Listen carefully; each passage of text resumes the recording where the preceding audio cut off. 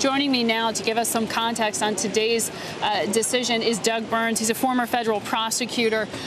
Doug, thanks for joining us here. How significant do you see the duration of time, the size of this sentence, considering Mike Milken got 10 years and served far fewer than that?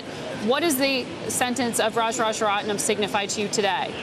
Well, there's been a trend in the last decade of seeing increasing sentences in this type of context, and that's what we're seeing. I think deterrence is the key word to use, and the question is to what extent will a sentence like this deter conduct on Wall Street? I mean, you could have lots of discussions with lots of opinions about that, and it's not really clear, but I'm certainly not one to criticize the idea, that the appearance of a very stern sentence for betting on horse races when you already know who won, because remember, the evidence in the case was, we have a guy on the board. He just told us that they shook on the deal. I mean, clearly information that the average member of the public did not have.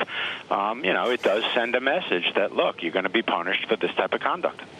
It sends a message, but does the sentence really serve the crime itself? $70 million of ill-gotten gains. You compare that to what a murder sentence would be like. I mean, give me some context here. Well, no, that's a great question, because that gets into discussions that are hard to, reduce to sound bites. I mean, you can have academic seminars all day long about should somebody who robs a bank with a gun, how should he be penalized, he or she, versus a guy who steals with a business suit and a calculator, to buy an $18 million yacht, to use an example of a disgraced former lawyer who we all know who I'm referring to. So the point is, there are different theories and ideologies about that.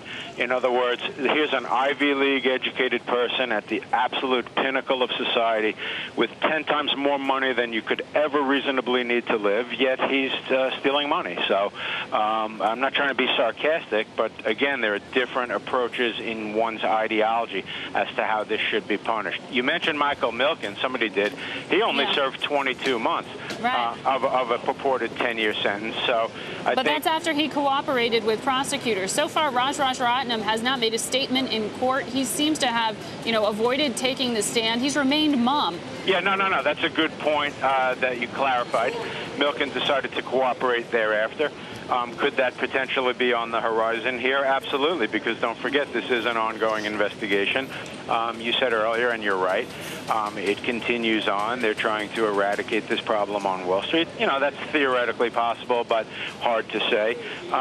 Again, it's a sentence of more than 10 years, which is considered a high sentence, as you alluded to. I agree with you. Yeah, I'm looking to see some of the headlines coming out here from that courtroom.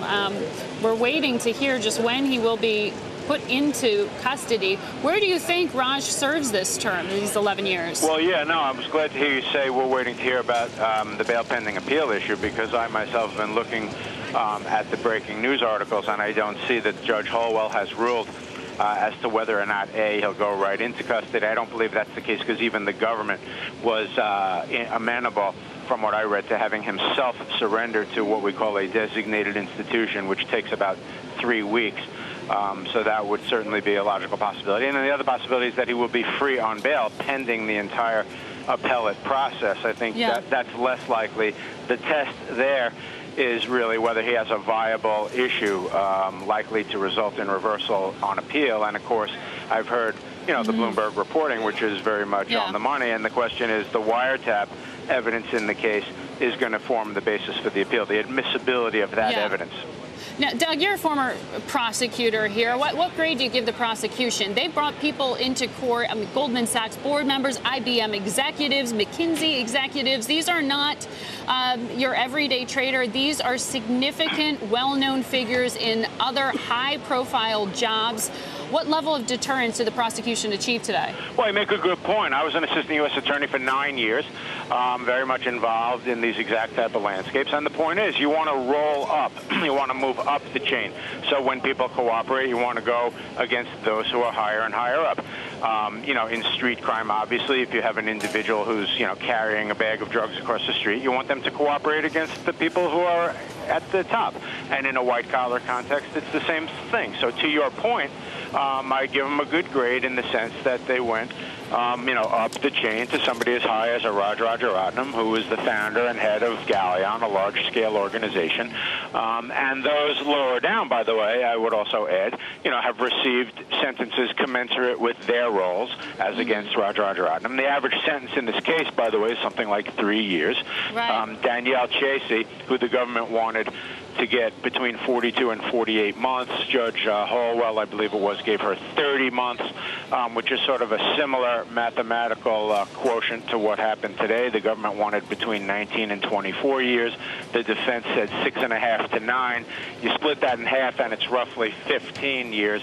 But he went a little bit lower than that, down to 11. So, again, you make a good point, and I give him a good grade for going high up.